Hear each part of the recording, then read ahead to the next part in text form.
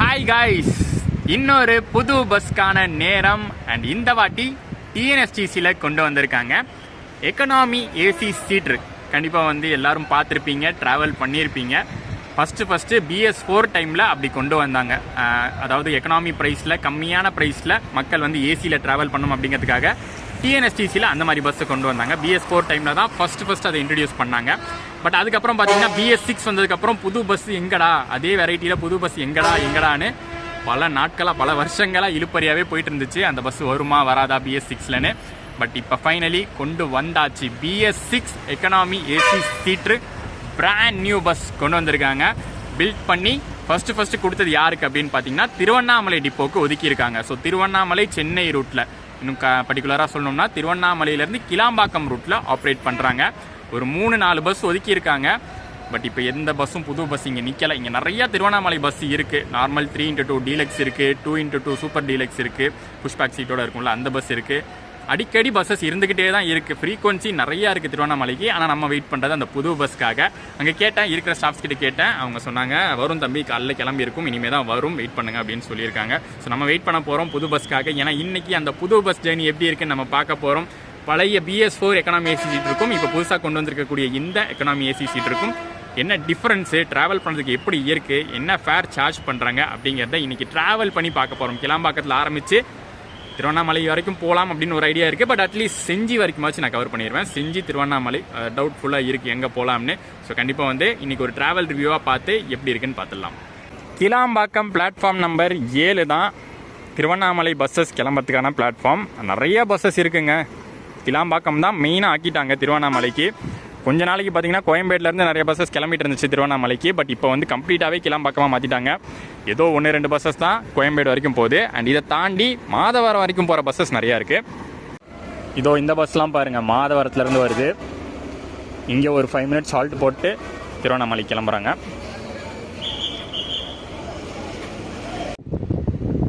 BS4 economy AC சீட்டர்லாம் வருதுங்க. நம்ம எதிர்பார்த்து நிற்கிற BS6 வர மாட்டேங்குதே. 15 minutes later வந்துட்டாங்க ஃபைனலி நம்ம வெயிட் பண்ணிட்டு இருந்த பஸ்ஸு. டக்குன்னு போய் ஒரு ஃப்ரண்ட் சீட்டை போட்டுரும்.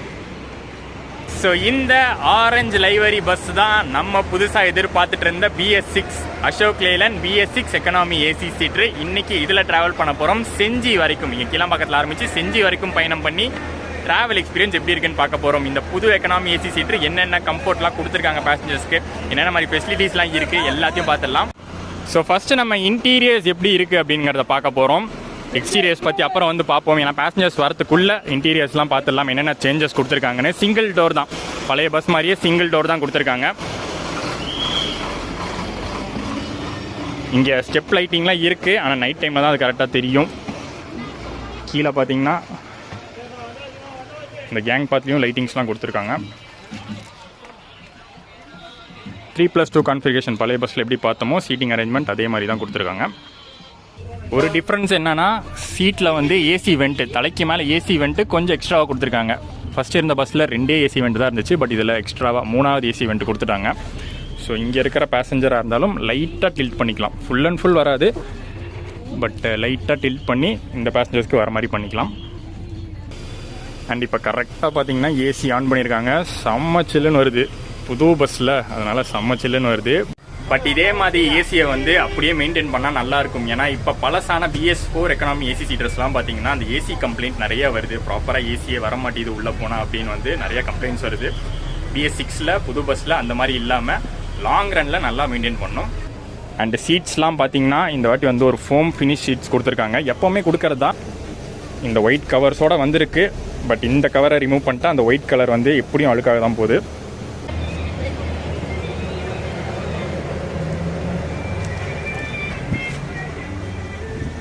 அண்ட் இன்பில்ட்டாக பில்ட் ஆகி வரும்போதே ஸ்பீக்கர் சிஸ்டம், அப்புறம் வந்து இந்த நின்றுட்டு போகிற பேசஞ்சர்ஸ்க்கான கைப்பிடி இதெல்லாம் கொடுத்துருக்காங்க. ஒரு ஃபர்ஸ்ட் லுக்காக இந்த பஸ்ஸை பார்க்கும்போது எனக்கு வந்து ரொம்ப பிடிச்சிருக்குங்க. சூப்பராக கொண்டு வந்திருக்காங்க நம்ம டிஎன்எஸ்டி சைட்லேருந்து. பட் பழைய பஸ் மாதிரி வந்து மெயின்டெனன்ஸை வந்து சொதப்பிடக்கூடாது. இதில் வந்து சூப்பராக மெயின்டைன் பண்ணணும். சூப்பராக மெயின்டைன் பண்ணால் இது சூப்பராக இருக்க போதுங்க. ஒரு சக்ஸஸ்ஃபுல் சர்வீஸாக இருக்கும். ஏன்னா மக்கள் நிறைய பேர் பார்த்தீங்கன்னா எக்கனாமியான ப்ரைஸில் ஏசியில் ட்ராவல் பண்ணலாம், அடிக்கிற வெயிலுக்கு ஏசியில் ட்ராவல் பண்ணலாம், நல்லாயிருக்கும் அப்படின்னு தான் நினைக்கிறாங்க. ஸோ அதுக்கு ஏற்ற மாதிரி ஒரு நல்ல சூப்பர் பஸ்ஸாக மெயின்டைன் பண்ணால் செமையாக இருக்க போகுது.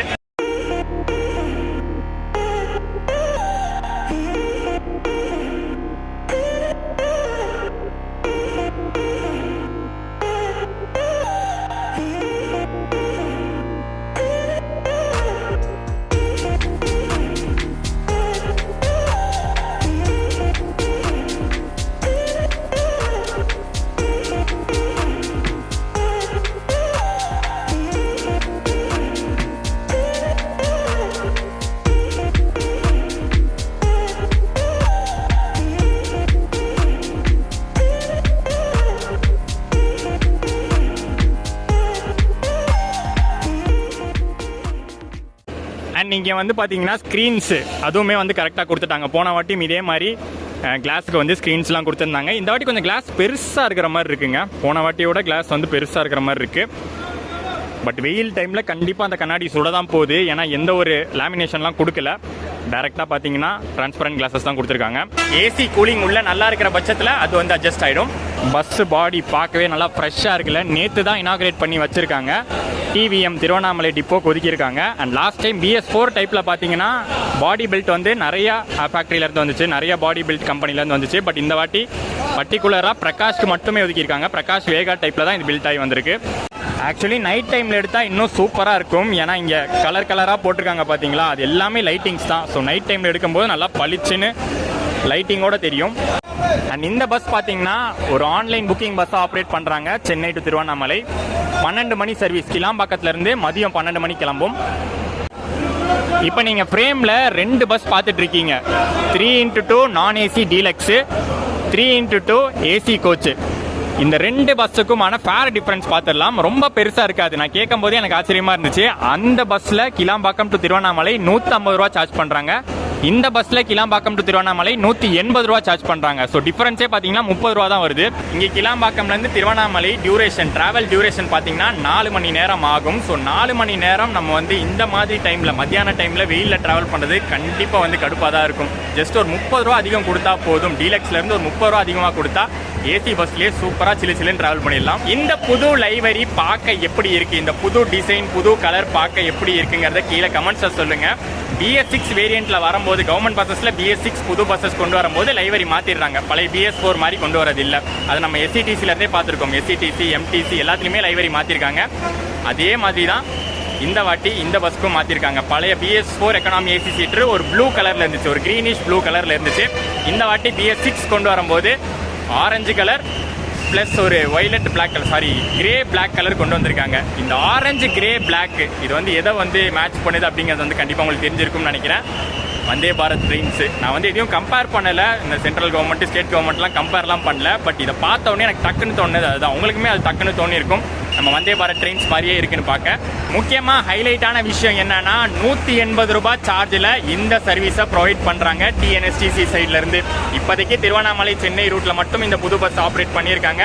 பட் மேற்கொண்டு பார்த்தீங்கன்னா அடுத்தடுத்து இப்போதைக்கு நீங்கள் எக்கனாமி ஏசி சீட்டர்ஸ் எந்த ரூட்லலாம் பார்க்குறீங்களோ, இப்போ வந்து சென்னை டு வேலூர் ஓடுது, சேலம் டு மதுரை ஓடுது, அந்த மாதிரி ரூட்ஸ்லாம் கண்டிப்பாக அடுத்தடுத்து வந்துக்கிட்டே இருக்கும்.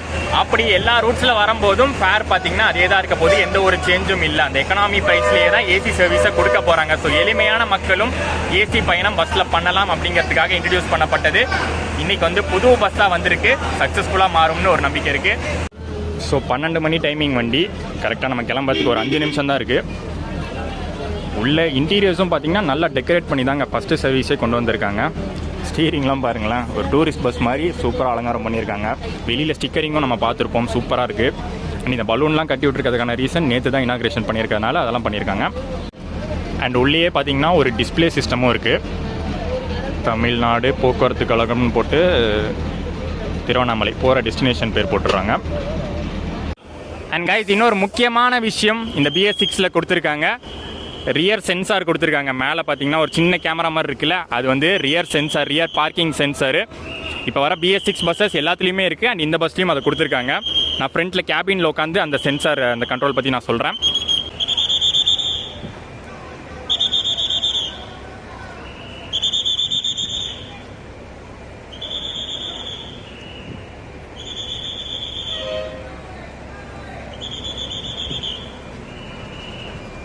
ஸ்டீரிங் பக்கத்தில் பார்த்தீங்கன்னா ஒரு சின்ன டிஸ்பிளே சிஸ்டம் மாதிரி இருக்குது. அந்த டிஸ்பிளே சிஸ்டம் ஆன் பண்ணால் உங்களுக்கு எல்லா கேமரா கண்ட்ரோல்ஸ் அதில் வந்துடும். அப்புறம் பின்னாடி நம்ம பார்த்த ரியர் பார்க்கிங் சென்சாரும் அதில் ஆன் ஆகும். ஷார்ப்பான டைமுக்கு நம்ம சென்னை கேசிபிடியிலேருந்து கிளம்பியாச்சு.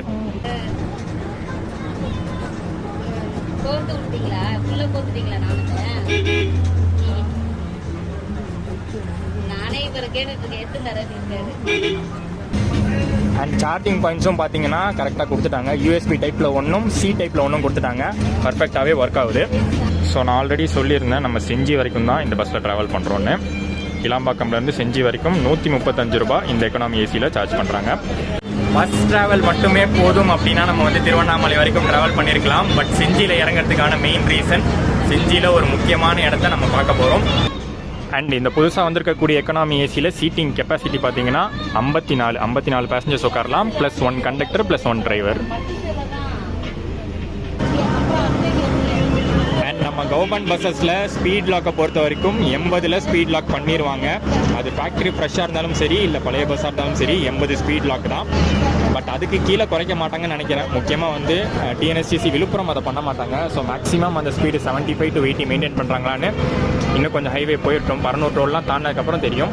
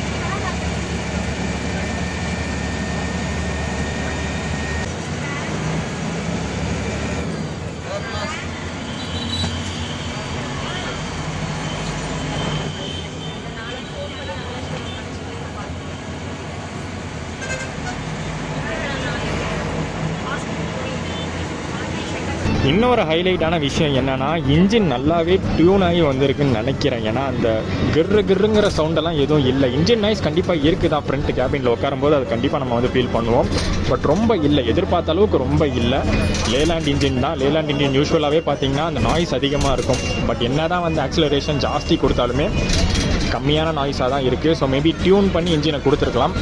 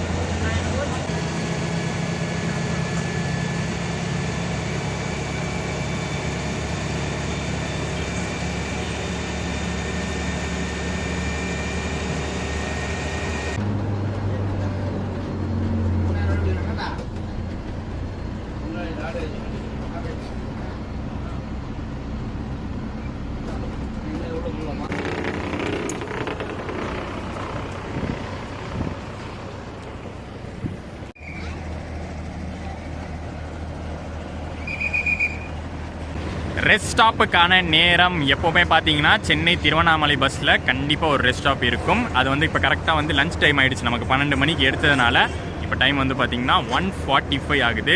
1.25 மணி நேரம் ட்ராவல் பண்ணியிருக்கோம். ஸ்மூத்தான ட்ராவலுங்க, எங்கேயுமே ஸ்டாப்பிங் கிடையாது. கிளாம்பாக்கத்தில் எடுத்தது தான், நடுவில் எங்கேயுமே ஸ்டாப்பிங் இல்லை. பேசஞ்சர்ஸ் இறக்கி விடுறதோ ஏற்றுறதோ எங்கேயும் கிடையாது. ஏன்னா டிக்கெட் எடுத்தவங்க எல்லாம் ஒன்று செஞ்சிக்கு எடுத்திருக்காங்க, இல்லாட்டி வந்து திருவண்ணாமலைக்கு எடுத்திருக்காங்க. ஸோ நெக்ஸ்ட் ஸ்டாப் வந்து கண்டிப்பாக செஞ்சியாக தான் இருக்கும். எங்கே நிறுத்திருக்காங்க அப்படின்னு பார்த்தீங்கன்னா திண்டிவனம் கிட்ட ஒரு ரைட் எடுப்போம், திருவண்ணாமலைக்கு ஒரு ரைட் எடுப்போம். அந்த ரைட்டு கிட்ட பார்த்தீங்கன்னா ஒரு ஸ்டாப் நிறுத்திருக்காங்க.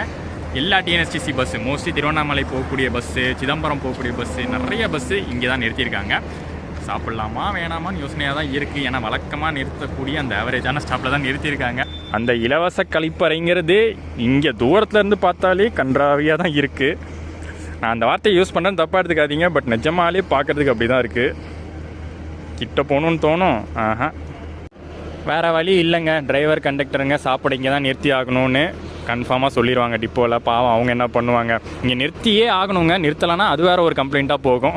ரீசெண்டாக கூட ஒரு வீடியோலாம் பார்த்துருப்பீங்க. இந்த டீ தான் நமக்கு இன்றைக்கி லஞ்சு. அதை தாண்டி வேறு எதுவும் சாப்பிட தோண மாட்டேது. பரவாயில்ல, மார்னிங்கே நல்லா ஹெவியாக சாப்பிட்டு தான் பஸ் ஏறினேன், ஸோ பிரச்சனை இருக்காது.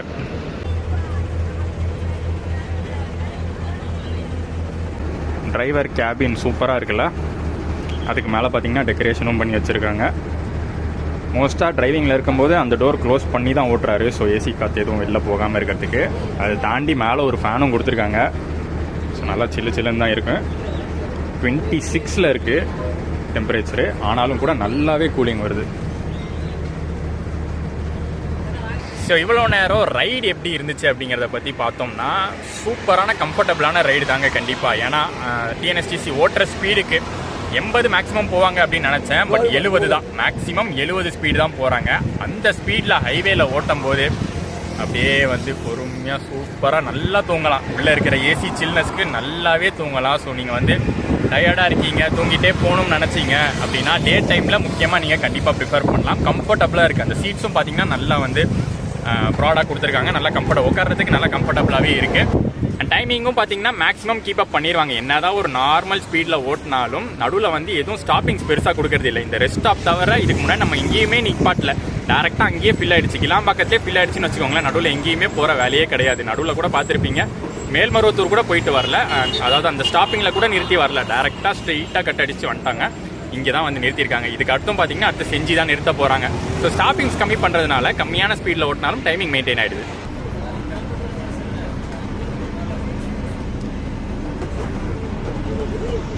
ஸோ இதுதான் பார்த்தீங்கன்னா அந்த திருவண்ணாமலை டர்ன். நம்ம இப்போ ரெஸ்ட் ஸ்டாப்காக ஒரு இடத்துல நின்றுட்டு இருந்தோம்ல, அங்கேருந்து ஜஸ்ட் 100 மீட்டர் தான்.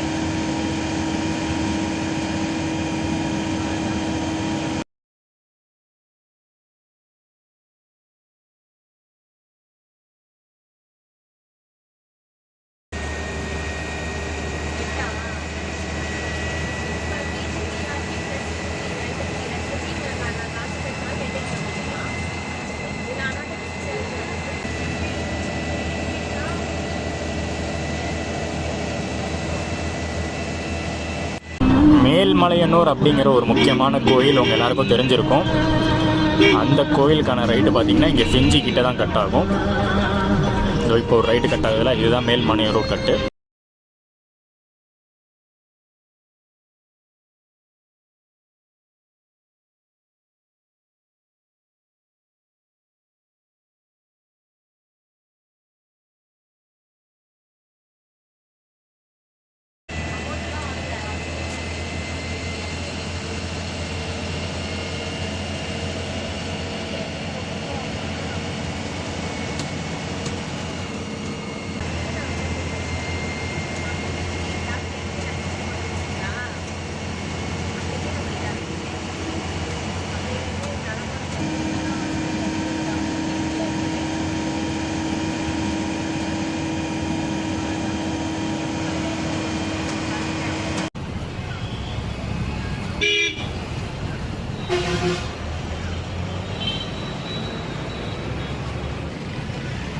நம்ம செஞ்சியில் முடிகிற ஜேர்னி செஞ்சி கோட்டையை காட்டாமல் முடிக்க முடியுமா? செஞ்சினாலே நமக்கு ஞாபகம் வரதே செஞ்சி கோட்டை. அதுவும் ரீசண்டாக பார்த்தீங்கன்னா ஒரு சூப்பரான அங்கீகாரம் நம்ம செஞ்சி கோட்டைக்கு கிடச்சிருக்கு. யுனெஸ்கோவோடைய வேர்ல்டு ஹெரிட்டேஜ் சைட் அப்படிங்கிற ஒரு அப்ரூவல் கிடச்சிருக்கு. இன்னைக்கு வீடியோ புதுசாக நம்ம டிஎன்எஸ்டிசி லான்ச் பண்ணிக்கக்கூடிய எக்கனாமி ஏசி சீட்ரு கண்டிப்பாக வந்து செம்ம சூப்பரான ஒரு பஸ்ஸுங்க. அதை வந்து நம்ம 2 சைடு இருந்தும் ப்ராப்பராக வந்து மெயின்டைன் பண்ணிக்கணும். பேசஞ்சர்ஸும் ட்ராவல் பண்ணும்போது அதை வந்து ப்ராப்பராக பண்ணணும். ஏன்னா நான் வந்து இப்போ அந்த பஸ் ஏறும்போது கூட பார்த்தேன், சீட்லலாம் பார்த்தீங்கன்னா சாப்பிட்டு போட்ட அந்த பொரி கவரு, அதுக்கப்புறம் அந்த கூல்ட்ரிங்க்ஸ் பாட்டிலு அதெல்லாம் இருந்துச்சு. அந்த மாதிரிலாம் பண்ணால் வந்து கொஞ்சம் கஷ்டம் தாங்க. ஏன்னா அவங்க க்ளீன் பண்ணி தான் வண்டியை டிப்போலேருந்து எடுத்துகிட்டு வராங்க. ஆனால் நம்ம வந்து ஒரு ட்ரிப்பு முடியறதுக்குள்ளே அதை வந்து குப்பையாக்கிடுறோம். இன்னொரு பக்கம் வந்து மெயின்டெனன்ஸும் ப்ராப்பராக இருக்கணும். அந்த ஏசிலாம் வந்து ப்ராப்பராக செக் பண்ணிக்கணும். பஸ் வந்து கரெக்டாக ஆப்ரேட் ஆகுதா அப்படிங்கிறது வந்து குவாலிட்டியாக வந்து செக் பண்ணிடணும் டிப்போலையே. ஸோ 2 சைடு இருந்தும் ப்ராப்பராக மெயின்டைன் பண்ணும்போது இந்த எக்கனாமி ஏசி சீட்ரு, அதாவது எளிமையான மக்களும் ப்ராப்பராக, அதாவது கம்மியான காசில் ஏசியில் ட்ராவல் பண்ணுறதுக்கு வழிவகுக்கக்கூடிய இந்த ஏசி பஸ்ஸு சூப்பராக ஆப்ரேட் ஆகும். அண்ட் சூப்பரான பஸ் கொடுத்துருக்காங்க BS6ல். இது அப்படியே மெயின்டைன் ஆகும் அப்படிங்கிற ஒரு நம்பிக்கையோட இந்த வீடியோ எண்ட் ஆகுது. ஸோ இந்த ட்ராவல் வீடியோ உங்களுக்கு பிடிச்சிருக்கும் அப்படின்னு நினைக்கிறேன். ஒரு இனாக்ரேஷன் வீடியோ நம்மளால் பண்ண முடியல, ஏன்னா திடீர்னு இனாக்ரேட் பண்ணி வச்சிட்டாங்க. எப்போ பண்ணாங்கன்னே தெரியல. பட் அதுக்கு அடுத்த நாளே நம்ம வந்து ட்ராவல் பண்ணியிருக்கோம் சென்னை டு திருவண்ணாமலை ரூட்டில். ஸோ பிடிச்சிருந்தா மறக்காமல் லைக், கமெண்ட் அண்ட் ஷேர் பண்ணிவிட்டு சேனலுக்கு புதுசாக இருந்தீங்கன்னா சப்ஸ்கிரைபை தட்டி விட்ருங்க. நெக்ஸ்ட் ஒரு அருமையான வீடியோவோட உங்கள் எல்லாரும் நான் மீட் பண்ணுறேன். Tada from Senji.